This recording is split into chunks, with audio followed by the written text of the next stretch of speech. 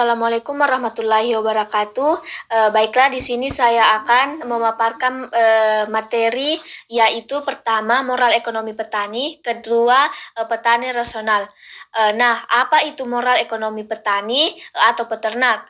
Kedua yaitu apa petani atau peternak rasional. Berikut adalah penjelasannya.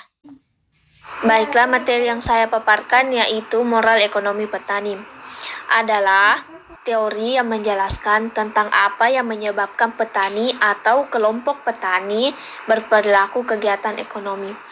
Jadi, mengintip bagaimana sikap dan tindak petani dalam hal mencari kehidupan ekonomi. Pelopornya yaitu James C. Cone dalam buku The Moral Economy of the Patient. Jason Scott menyatakan bahwa ada dua, yaitu yang pertama norma substansi. Norma itu adalah aturan yang tidak tertulis. Seringkali itu terjadi acuan kita dalam berperilaku, sehingga orang susah membedakan antara norma dan moral. Karena itu, ada uratan sekali bahwa norma substansi bukan lagi moral, tapi pada dasarnya kita sama saja, cuman tidak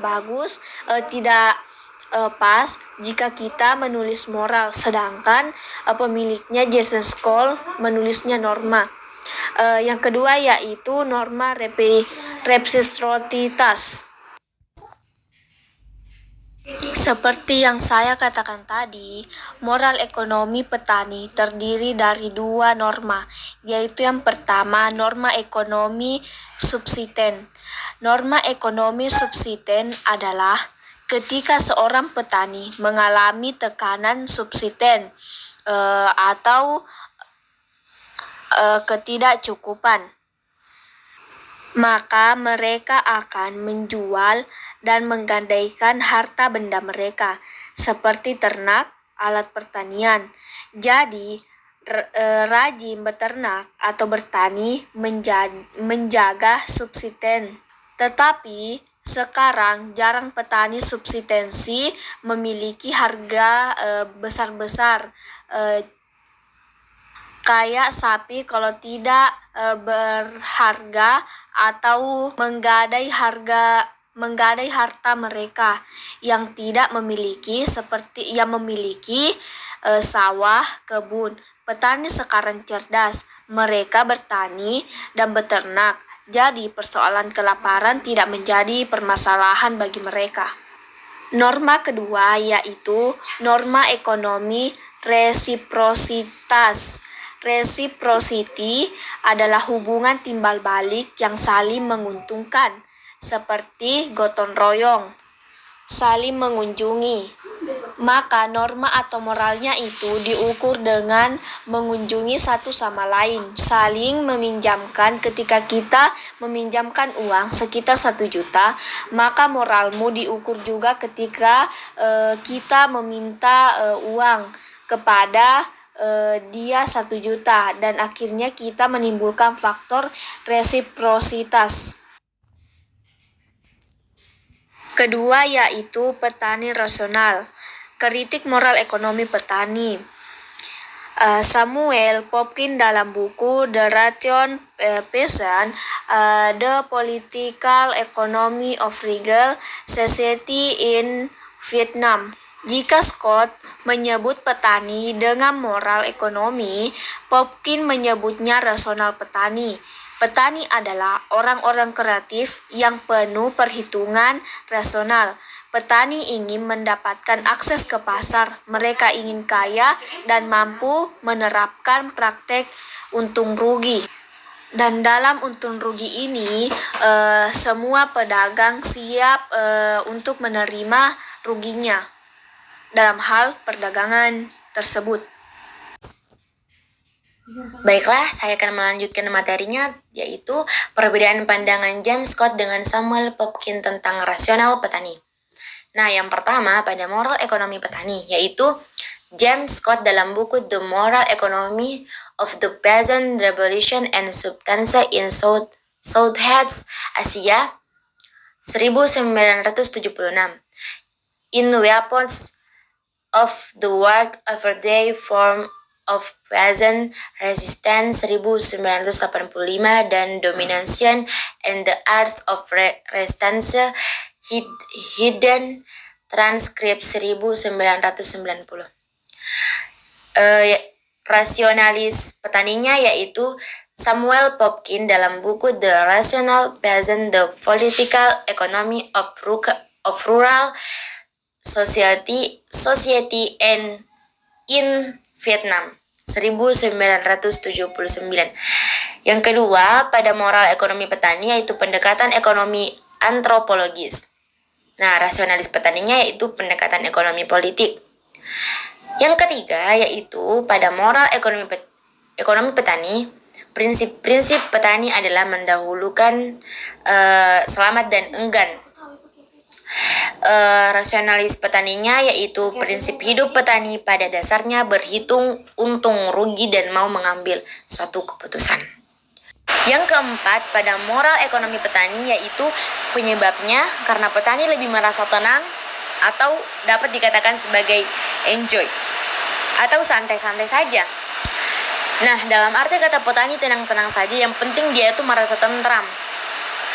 Dan rasionalitas petaninya yaitu penyebabnya karena petani berada dalam tekanan atau tidak diberi peluang dalam berdagang atau mencari keuntungan. Orang kaya di sana itu tali temalinya dengan pemerintah dan petani dilarang ke pasar.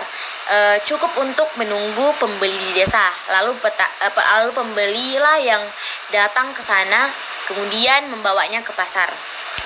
Yang kelima, dalam moral ekonomi petani yaitu menerapkan gaya hidup gotong royong, tolong menolong dan hak para petani untuk hidup cukup, bukan kaya. Dikatakan gotong royong, misalnya tidak ada uang dalam menanam, kita tuh datang untuk saling membantu. Norma dan etikanya itu diukur ketika kita datang untuk membantu.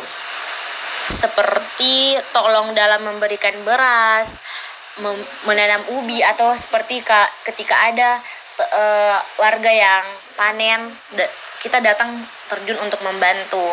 Itu dikatakan sebagai gotong royong. Dan rasionalitas petaninya seperti petani ingin juga kaya secara individual, namun petani kaya menghalangi petani untuk masuk ke pasar. Yang keenam, dalam moral ekonomi petani yaitu hubungan antara patron dan klien. Bagus untuk melindungi yang lemah. Di sini itu melahirkan norma baru yakni patron atau klien. Patron dikatakan sebagai penggawa atau klien dikatakan sebagai kontrak kerjanya. Adalah hubungan yang baik antara penggawa dan kontrak kerjanya. Ketika tidak ada uang atau tidak dalam segi tidak mempunyai uang yang lebih, penggawanya dapat membantu. Dia dapat menemui penggawanya untuk meminta bantuan. Itu hubungannya baik agar suatu pekerjaannya juga dapat dikatakan lancar-lancar saja. Rasionalis petaninya yaitu hubungan patron atau klien tidak bagus karena merupakan tindakan eksploitasi untuk mendapatkan sumber daya murah yaitu tenaga kerja. Baiklah, saya akan melanjutkan materi, yaitu pada gambar pertama, pengertian moral ekonomi petani Scott. Pengertian moral ekonomi petani Scott adalah menyatakan moral ekonomi sebagai pengertian petani tentang keadilan ekonomi dan definisi kerja, tentang pandangan dan pemungutan hak terhadap hasil produk yang dapat ditoleransi dan yang tidak dapat ditoleransi. Selanjutnya gambar kedua, yaitu patron evolution adalah merupakan peningkatan nilai serta jumlah produk, barang dan jasa yang dihitung dari suatu kurun waktu tertentu berdasarkan kepada beberapa indikator, misalnya saja pendapatan nasional, pendapatan per kapita, jumlah tenaga kerja yang luas dari jumlah pengangguran. Selanjutnya gambar ketiga, Peran petani dalam perkembangan ekonomi, yaitu terbagi atas 3. Yang pertama, sebagai sektor penghasil bahan pangan. Yang kedua, sebagai sumber tenaga kerja bagi sektor ekonomi. Dan yang ketiga, sebagai salah satu penghasil sumber definisi negara.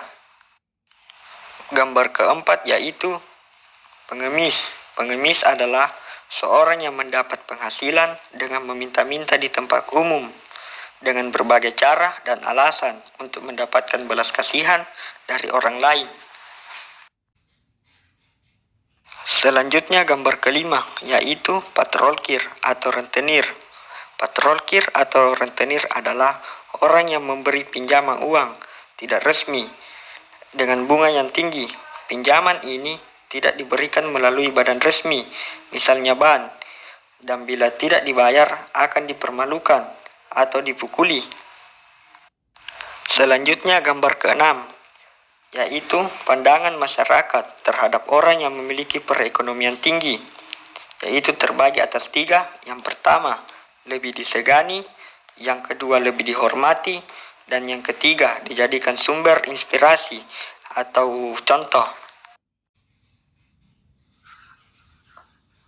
Baik, saya akan melanjutkan materi selanjutnya, yaitu petani rasional. Petani rasional adalah petani yang melakukan kerjanya berdasarkan pemikiran untuk memperoleh manfaat, tidak hanya sekedar untuk memenuhi kebutuhan hidup yang paling minimal. Artinya, petani rasional merupakan petani yang berani mengambil resiko besar. Dalam penyataannya sekarang, petani mandiri yang mumpuni sebagaimana yang digambarkan sudah jarang sekali dapat dijumpai. Yang ada tinggal beberapa bentuk peralihan dari petani mandiri ke petani rasional, yaitu petani yang menjual sebagian atau seluruh produksinya pada pihak luar. Yang kedua yaitu faktor-faktor yang mempengaruhi laba usaha ayam boiler, kambing, dan sapi. Ayam boiler memerlukan pasar karena usaha tani komersial selalu berusaha untuk meningkatkan efisiensi dan produktivitasnya. Maka mereka sangat membutuhkan pasar sebagai tempat menjual. Di sini juga ternak kambing memerlukan pasar karena usaha kambing selalu berusaha untuk meningkatkan efisiensi produksinya. Maka mereka membutuhkan pasar untuk tempat menjual ternaknya yang tidak habis untuk dikonsumsi. Salah satu ternak yang digunakan untuk memenuhi protein hewani adalah ternak sapi. Sapi dikenal sebagai ternak yang mudah untuk dibudidayakan, khususnya di daerah pedesaan, karena memiliki rumput dan dedaunan yang dapat dijadikan pakan ternak yang baik. Itulah tadi penjelasan dari kelompok kami. Sekian dan terima kasih. Wassalamualaikum warahmatullahi wabarakatuh.